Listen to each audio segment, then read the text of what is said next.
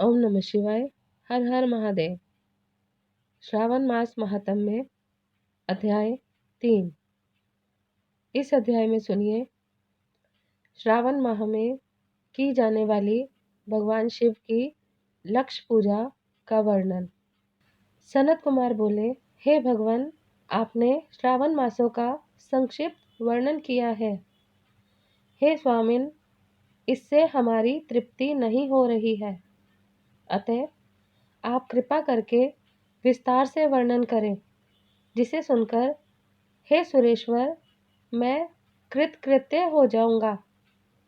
ईश्वर बोले, हे योगीश, जो बुद्धिमान नक्त व्रत के द्वारा श्रावण मास को व्यतीत करता है, वह 12 महीनों में नक्त व्रत करने के फल का भागी होता है।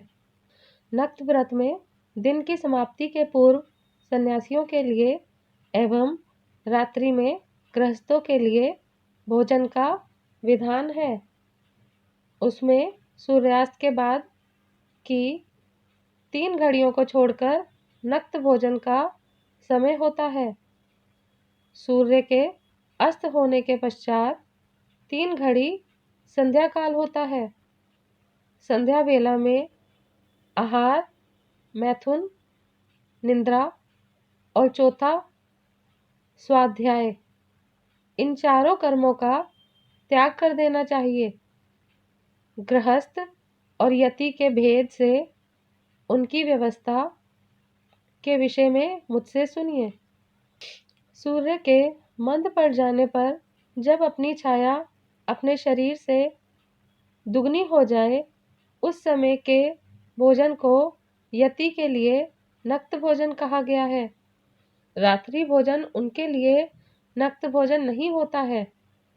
तारों के दृष्टिगत होने पर विद्वानों ने गृहस्थ के लिए नक्त कहा है। यति के लिए दिन के 8वें भाग के शेष रहने पर भोजन का विधान है। उसके लिए रात्रि में भोजन का निषेध किया गया है। गृहस्थ को चाहिए कि वह विधि पूर्वक रात्रि में नक्त भोजन करे और यति, विधवा या विदुर व्यक्ति सूर्य के रहते नक्त व्रत करे। विदुर व्यक्ति यदि पुत्रवान हो तब उसे भी रात्रि में ही नक्त व्रत करना चाहिए। अनाश्रमी हो अथवा आश्रमी हो अथवा पत्नी रहित हो अथवा पुत्रवान हो, उन्हें रात्रि में नक्त व्रत करना चाहिए। इस प्रकार बुद्धिमान मनुष्य को अपने अधिकार के अनुसार नक्त व्रत करना चाहिए। इस मास में नक्त व्रत करने वाला व्यक्ति परम गति प्राप्त करता है। मैं प्रातःकाल स्नान करूंगा, ब्रह्मचर्य व्रत का पालन करूंगा, नक्त भोजन करूंगा, पृथ्वी पर सोऊंगा और प्राणियों पर दया करूंगा। हे देव, इस व्रत को प्रारंभ करने पर यदि मैं मर जाऊं तो हे जगतपते, आपकी कृपा से मेरा व्रत पूर्ण हो। ऐसा संकल्प करके बुद्धिमान व्यक्ति को श्रावण मास में प्रतिदिन नक्त व्रत करना चाहिए। इस प्रकार नक्त व्रत करने वाला मुझे अत्यंत प्रिय होता है। ब्राह्मण के द्वारा अथवा स्वयं ही अति रुद्र, महारुद्र अथवा रुद्र मंत्र से महीने भर प्रतिदिन अभिषेक करना चाहिए। हे वत्स, मैं उस व्यक्ति पर प्रसन्न हो जाता हूँ क्योंकि मैं जलधारा से अत्यंत प्रीति रखने वाला हूँ। अथवा रुद्र मंत्र के द्वारा मेरे लिए अत्यंत प्रीतिकर होम प्रतिदिन करना चाहिए। अपने लिए जो भी भोज्य पदार्थ अथवा सुख उपभोग की वस्तु अति प्रिय हो, संकल्प करके उन्हें श्रेष्ठ ब्राह्मण को प्रदान करके स्वयं महीने भर उन पदार्थों का त्याग करना चाहिए। हे मुने, अब इसके बाद उत्तम लक्ष्य पूजा विधि को सुनिए। लक्ष्मी चाहने वाले अथवा शांति की इच्छा वाले मनुष्य को लक्ष्य बिल्व पत्रों या लक्ष्य दुर्वा दलों से शिव की पूजा करनी चाहिए। आयु की कामना करने वाले को चंपा के लक्ष्य पुष्पों तथा विद्या चाहने वाले व्यक्ति को मल्लिका या चमेली के लक्ष्य पुष्पों से श्रीहरि की पूजा करनी चाहिए। शिव तथा विष्णु की प्रसन्नता तुलसी के दलों से सिद्ध होती है। पुत्र की कामना करने वाले को कटेरी के दलों से शिव तथा विष्णु का पूजन करना चाहिए। बुरे स्वप्न की शांति के लिए धान्य से पूजन करना प्रशस्त होता है। देव के समक्ष निर्मित किए गए रंगवली आदि से विभिन्न रंगों से रचित पद्म, स्वस्तिक और चक्र आदि से प्रभु की पूजा करनी चाहिए। इस प्रकार सभी मनोरथों की सिद्धि के लिए सभी प्रकार के पुष्पों से यदि मनुष्य लक्ष्य पूजा करे तो शिवजी प्रसन्न होंगे। तत्पश्चात उद्यापन करना चाहिए, मंडप निर्माण करना चाहिए और मंडप के त्रिभाग परिमाण में वेदिका बनानी चाहिए।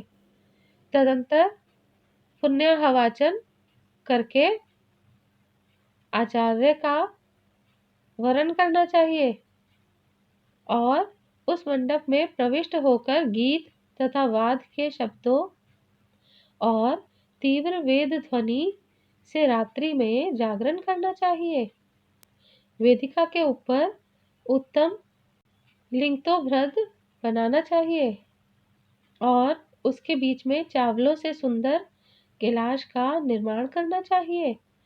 उसके ऊपर तांबे का अत्यंत चमकीला तथा पंच पल्लव युक्त कलश स्थापित करना चाहिए। उसे रेशमी वस्त्र से वेष्टित कर देना चाहिए। उसके ऊपर पार्वती पति शिव की सुवर्णमय प्रतिमा स्थापित करनी चाहिए। तत्पश्चात पंचामृत पूर्वक धूप, दीप तथा नैवेद्य से उस प्रतिमा की पूजा करनी चाहिए और गीत, वाद, नृत्य तथा वेद शास्त्र तथा पुराणों के पाठ के द्वारा रात्रि में जागरण करना चाहिए।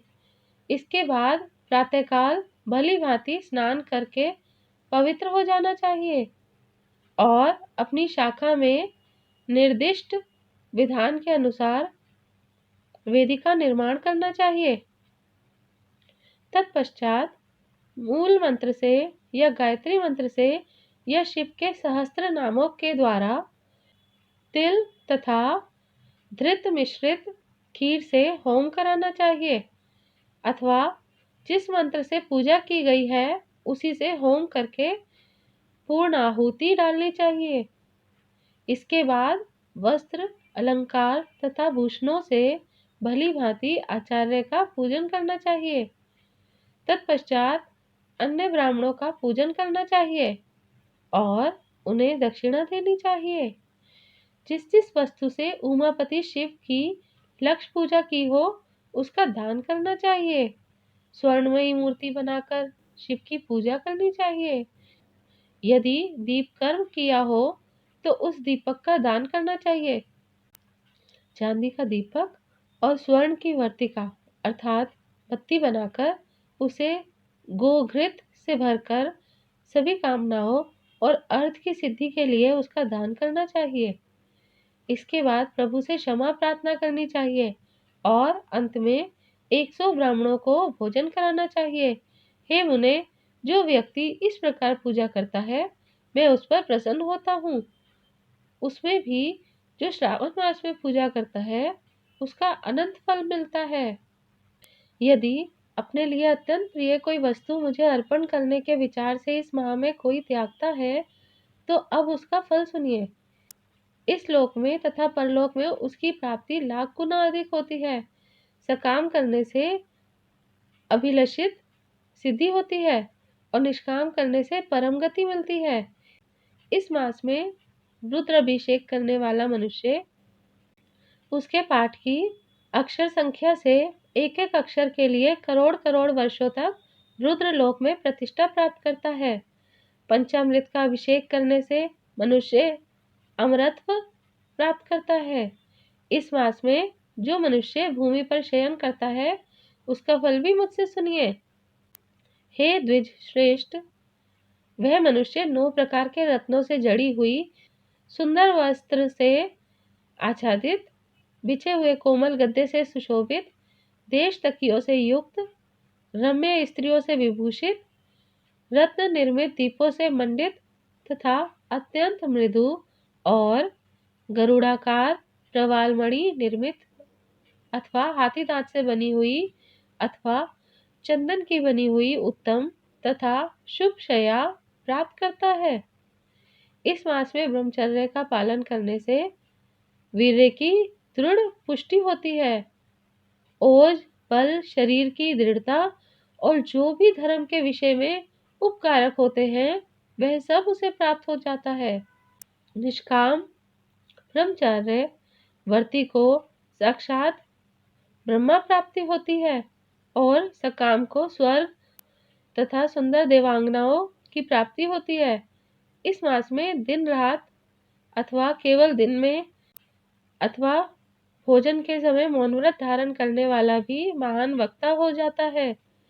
व्रत के अंत में घंटा और पुस्तक का दान करना चाहिए। मौन व्रत के महात्म्य से मनुष्य सभी शास्त्रों में कुशल तथा वेदांग में पारंगत हो जाता है तथा बुद्धि में बृहस्पति के समान हो जाता है। मौन धारण करने वाले का किसी से कलह नहीं होता, अतः मौन व्रत अत्यंत उत्कृष्ट है।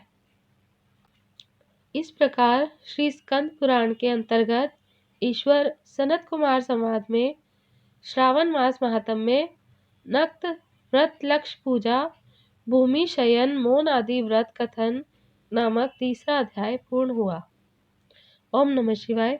हर हर महादेव।